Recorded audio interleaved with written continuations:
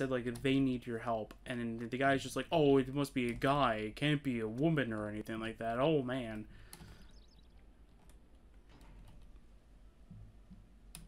I love doing this. It's fun. But yeah, so that's pretty much everything as well. The other thing I kind of hate about it is that, like, it doesn't give you much good branching options. Like, apparently there are some chances where Tess can die, but, like, we legitimately tried everything. The one thing we haven't... Actually, the one thing we haven't tried... I kind of forgot about this, yeah. We had a save from when we didn't do the ritual.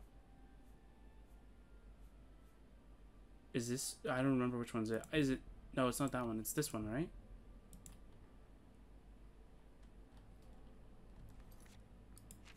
Is this how you let her die?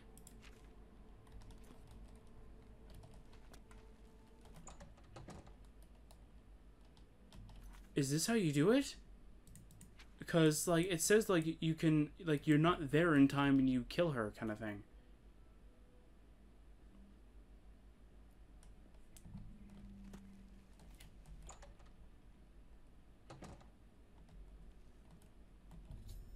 Tess, she's dead. I was too late to save her. Yeah. Okay. Well, where's Captain Grenat? Like, he just, like, blipped out of nowhere. Like, he's gone. Interesting. Okay, so that happened. Yeah, that's kind of weird.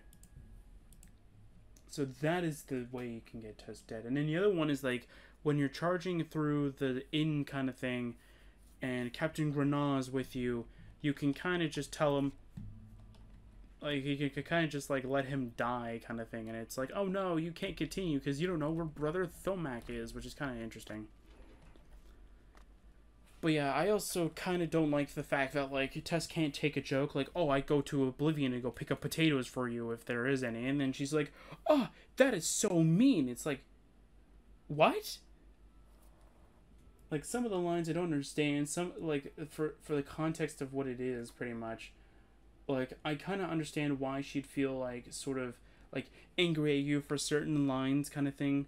But then the one line with the Oblivion potatoes thing, I don't understand why she'd be angry at that. I think it's kind of rather, like, a joking kind of way. Like, oh, you know, I have a sense of humor kind of thing. But no, apparently that's too mean for her.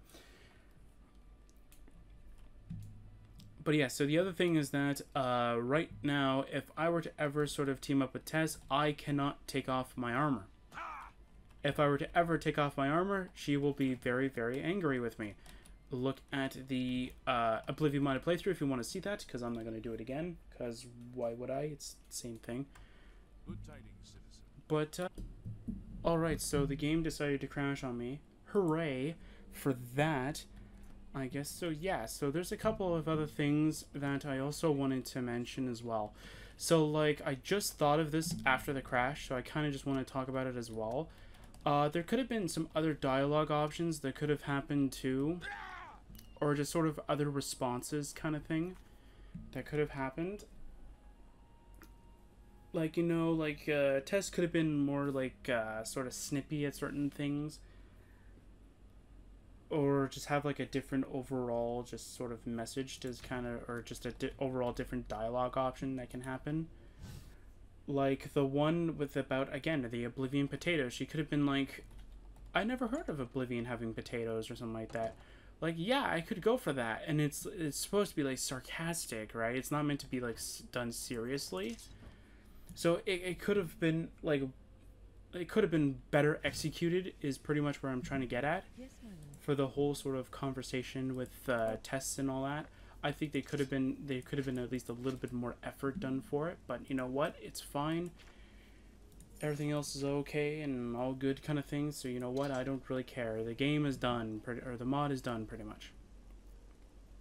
The other thing that I also wanted to kind of say, and I think I forgot about it for the modded playthrough, but I kind of just remembered, is that the game doesn't, or the mod doesn't really do much in terms of just doing anything for the player. It kind of just revolves around Tess And instead of just trying to have, like, you know, Tess and the player kind of having, you know, like a romantic relationship kind of thing, or just sort of just any kind of relationship for that matter, it kind of just forces the player to going through a certain set of, like, options. Like, the player can't just kind of just experience, like, you know, just trying to, you know, like, you know, impress Tess or anything like that with, like, oh yeah, I'm really good at, you know, fighting for this, like, sort of, like, cause or anything like that.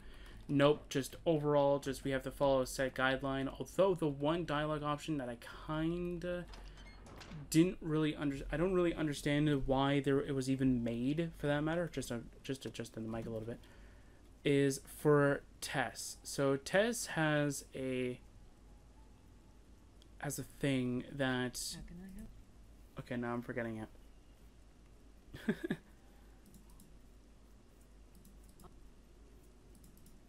Okay, Yes, my lord. just trying to get her to kind of move with me. So what happens when I move to my basin, and yeah, there we go. Okay, so let's go to a dungeon while we kind of just talk about it. I have a feeling that you and I are about to become. So yeah, so like the whole game kind of just like the whole mod kind of revolves around Tess more so, and not really like between the character and Tess kind of thing. Like, it's not like a romance mod or anything like that. It's sort of like the quest, and it's like, oh, the main character is Tess, you're just sort of like, you know, the backup character that's sort of just with her kind of thing. And it gets kind of sad though that it's like that, because it's supposed to be more so between us, but it seems like it's more geared towards Tess than it is towards the player's relationship towards her. But then again, Bladesong is not meant to be a really long quest. It's just meant to be like a short romance mod, so I guess it kind of fits the whole sort of theme towards it being like a short quest and all. But yeah, like, it could have been better flushed out. I think that some of the dialogue options should have had different answers or just different responses for certain things. Like, I think that Tess should have had like better sort of dialogue. Same thing with, I think, Captain, was it Granada or was the Thomac? Yeah, I think Thomac should have had like different dialogue options for anytime you interrupted, not the ceremony, but you kind of like interrupted at certain moments kind of thing. Where, like, if you're like, oh no, I'm not like too certain on like the first time, he gives you an option of leaving, and same idea with the second or the third time or the fourth or the fifth kind of deal. He says something like, you had to waste all my time and I had to speak like for 3 paragraphs kind of thing, and you're just now leaving, get out of my sight, or something like that. It's just repeating the same lines over and over again. Mind you, that is good if you're a small mod and just with like a small like sort of like team. I understand that, but at least a little bit, if you would have thrown in at least a little bit more effort, it could have been a lot better, especially with the whole dialogue options. Also, with the whole 2 period thing at the end, I don't understand why that's a thing for this mod. I've never seen that in any other mod. Because as I said, like, if you have like 1 period, it's a full stop. If you have 3, it means you're trailing on. It means you're going to continue your thought, or you're trying to think of a response kind of thing. Which, you know, makes sense. There you go. I was going to say, that's kind of weird.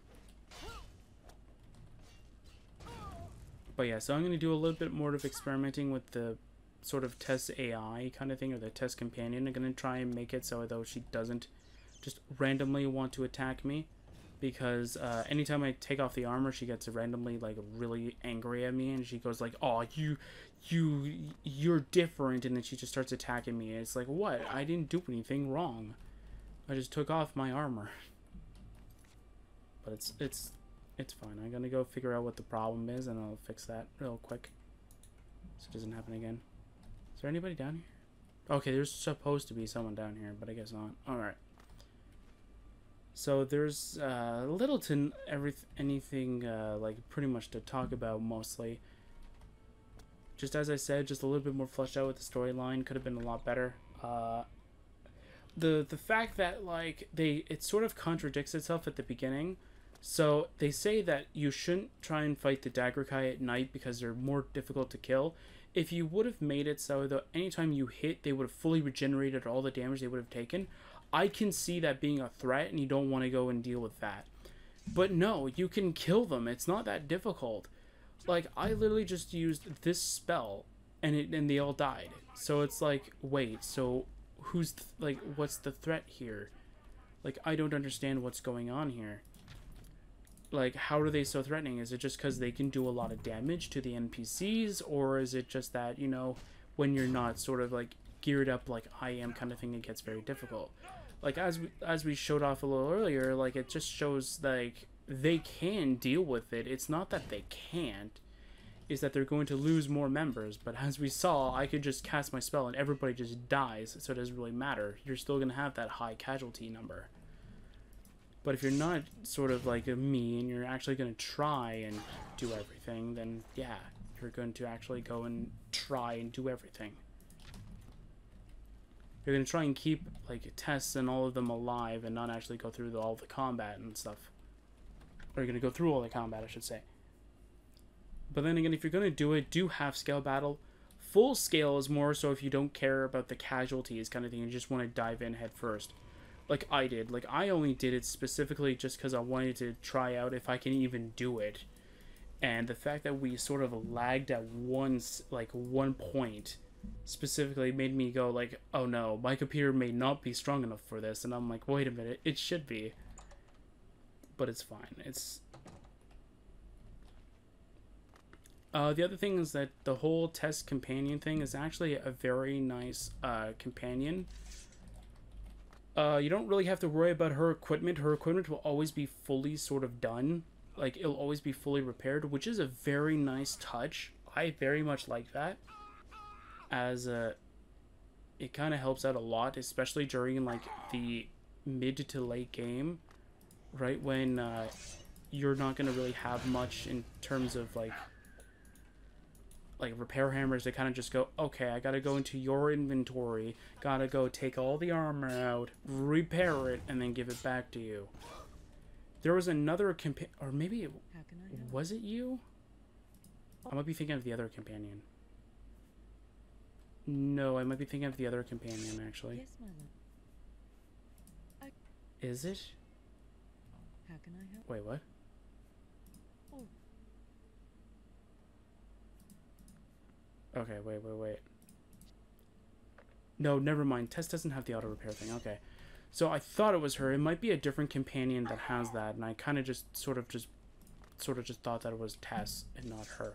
But yeah, so pretty much like, Tess is a great companion. All in all, very nice. It would have been better if she could repair her equipment. Or maybe if they give her a repair hammer, I don't know. But I think that it would have been a much better idea to just have her always be able to repair her equipment regardless if she has a repair hammer or not. But yeah, it's just mostly just me. Mainly because I would much rather not have to do much like inventory management towards NPCs, and especially like companions in general. Oops, I grabbed something I wasn't supposed to, but yeah. I just overall just think that that would have been a much better idea, specifically just because when you're in a dungeon like such as this, you're not going to be like, alright Tess, we're going to have to go through this tiny little corridor, kill every enemy, just so I can repair your equipment and then kind of just give it back to you. Like, I'm not going to go and do that every single time I want to go and, you know, get Tess to kind of get her equipment fully repaired. I'd much rather her just end up repairing it in general.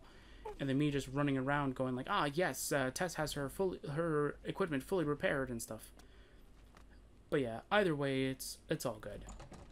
She's a good companion. She's going to be helping us throughout the rest of the mod playthroughs. Something else I wanted to mention is I'm going to go and sort of repeat what I said before about mod playthroughs. And I'm going to also say an old idea that I had about Oblivion mod playthroughs as well, because I think that it's very much going to be needed to be said. So the original idea for the Oblivion mod playthroughs was that during the session that the mod was being played, I was going to have it sort of like how I have Diablo 3 right now, and I think Circuit Craft, where I have them both switching between like which one was uploaded like the last sort of like rotation kind of thing. So if Circuit Craft was, let's say, yesterday, then that means the next one is going to be Diablo 3, or vice versa. Like if Circuit Craft was there, Diablo 3 is the next one. and same idea, but this kind of case was that I kind of don't want to do that, because just in case, let's say the mod playthrough, we went through more of the dialogue, or we went through like faster in the story than we did through the modded playthrough, because then it kind of takes away from the modded playthrough. And even if you go through the modded playthrough and you go back to this, you're like, wait, why is he just repeating everything? Then it kind of makes sense, because they're supposed to be separate series, but but the modded playthrough is supposed to be like going through one story. Whereas this, we're going through each and every option. Mind you, we didn't, because Renal didn't die, and Thomac didn't just say, oh, I'm sorry, I couldn't save tests or something like that. But I think those are very selective lines. I think it's mostly that, actually, I don't really know how to get that. Brother Thomac says he couldn't save her. I've never had that happen before. But, yeah, but everything else, really like this mod. Definitely go get it. If you want the download link, go to the Bladesong Oblivion mod playthrough Bladesong playlist. It'll be in the description. I kind of want to put it there rather than putting it in the description of the first video, because just in case it's easily missable. And plus, if you're going to see it through the playlist, it's much easier to see it because it's like on the side and it's much easier to spot it, kind of thing. But yeah, so that is going to be it for now. I'll see you guys next time for another Oblivion mod playthrough.